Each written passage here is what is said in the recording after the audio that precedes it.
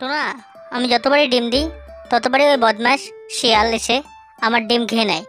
বলো, আমারও তো ইচ্ছা হয় আমাদের একটা ফুটফুটে সন্তান হোক, কিন্তু না, তা হওয়ার আগেই সেই বদমাস শিয়াল এসে আমাদের ডিমটা খেয়ে নেয় এবং সেখান থেকে চলে যায়। টুনি, তুমি ঠিকই বলেছ। এই বদমাইশ শিয়াল বারবার আমাদের বাড়িতে এসে আমাদের ডিমটা খেয়ে চলে যায়। এভাবে চললে তো আর হবে না। বারবার ওকে ডিম খেতে দেওয়া যাবে না। ওর কারণে আমরা আমাদের সন্তানের মুখ দেখতে পারিনি।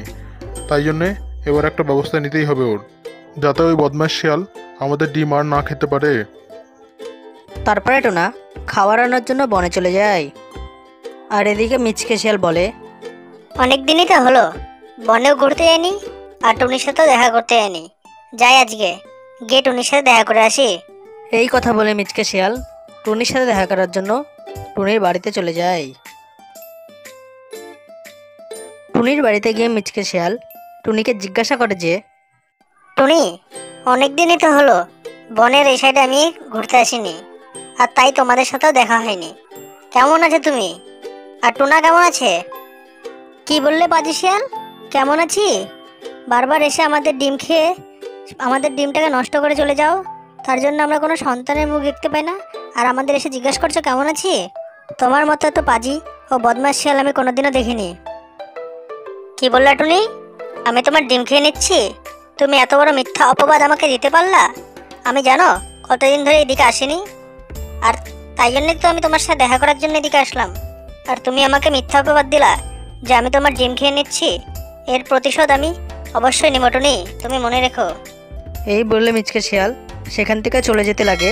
তখন টুনি মিচকে শিয়ালকে বলে যে, কি বললে পাজি শিয়াল? প্রতিশোধ নিবে? যা ইচ্ছা করে নিও, আমিও দেখে নেব।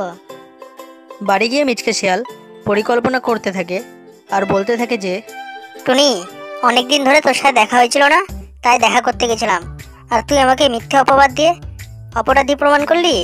দাঁড়া, তুই এবার ডিম দে, এবার তোকে দেখাবো মজা।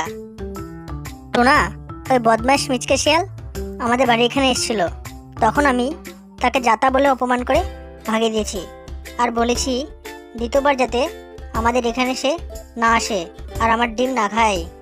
টুনির কথা শুনে টুনা টুনিকে বলে যে, ঠিকই করেছে টুনি। যদি আমি তখন বাড়িতে থাকতাম তাহলে ওই শিয়ালকে দেখিয়ে দিতাম ডিম খাওয়ার কত জ্বালা। ওই বারবার আমার ডিম খেয়ে নিচ্ছে, ওর একটা ব্যবস্থা আমি আজকেই করতাম। কিছুদিন পর টুনি তার বাসায় 3টা ডিম দেয় এবং সেই ডিম দেখে টুনা অনেক খুশি হয় আর টুনিকে বলে যে, টুনি, আমি আজ অনেক খুশি। এই 3টা ডিম থেকে আমাদের 3টা ফুটফুটে ছানা বেরিয়ে আসবে, তাই জন্য। টুনা, আমি অনেক খুশি, কারণ যখন ওই 3টা ডিম ফুটে আমাদের ছানা বের আসবে তখন কত সুন্দর আমাদের সাথে খেলবে, তখন আমাদের আনন্দে অনেক হবে। তারপরে কিছুদিন চলে যায়। একদিন টুনা টুনিকে বলে যে, টুনি, আর 2-3 দিনের মধ্যে আমাদের ডিম ফুটে ছানা বেরিয়ে আসবে। বনের মধ্যে না, আমি একটা বড় ফলের গাছ দেখেছি। চলো গিয়ে আমরা সেই গাছ থেকে ফল পেড়ে আনি, তাহলে আমাদের সন্তানদের আর খাওয়া দাওয়ার অসুবিধা হবে না। ঠিকই বলেছে টুনা, যদি আমরা আগে থেকে ফল জোগাড় করে রাখি তাহলে আমাদের সন্তানদের খাওয়ার আর কোনো অসুবিধা হবে না। চলো। এই কথা বলে টুনি ও টুনা খাবার আনার জন্য বনে চলে যায়। আর এদিকে মিচকে শিয়াল টুনির বাসার সামনে আসে আর দেখে যে 3টা ডিম। তাই সে বলে, ওমা, এ কি, টুনি তো তার বাসায় 3টা ডিম দিয়েছে।